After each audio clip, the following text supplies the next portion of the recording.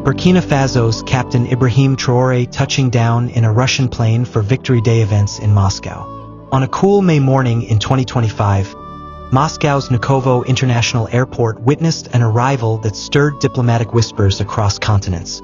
A large Russian military transport plane, its fuselage painted in the crisp gray and white of the Russian Air Force, taxied slowly across the tarmac.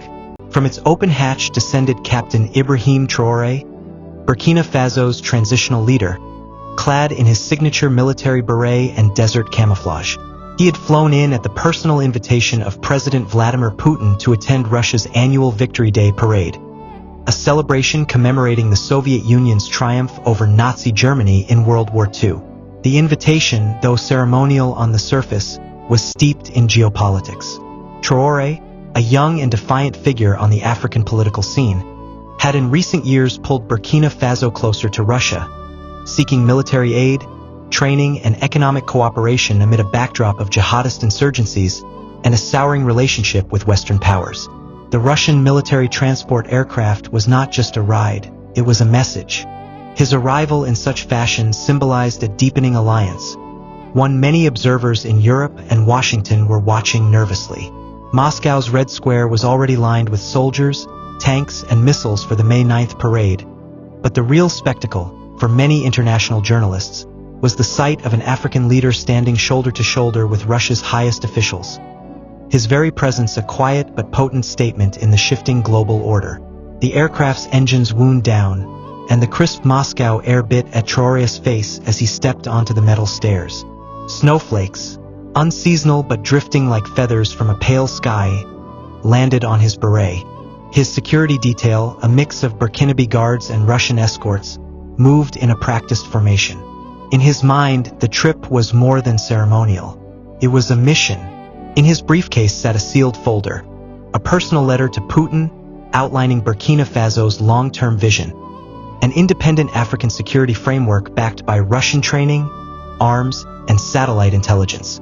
This visit, though dressed in pomp and history, was about the future.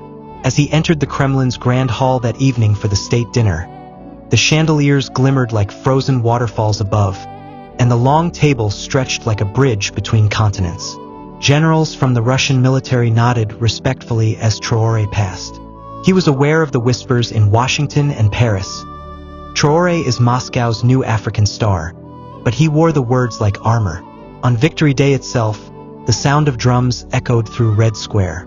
Tanks rolled past, their tracks biting the cobblestones, while the Russian Air Force roared overhead in perfect formation.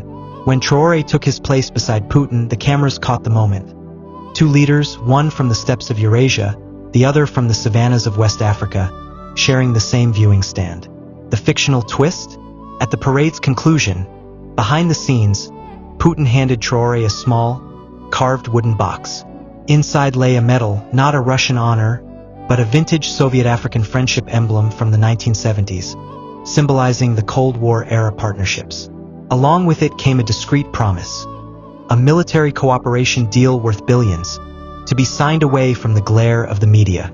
As night fell, fireworks lit the Moscow sky in red and gold. For Traoré, it was more than a celebration of a historic victory. It was the forging of a new chapter for Burkina Faso, one that would see his country rise as a key node in a world tilting away from Western dominance.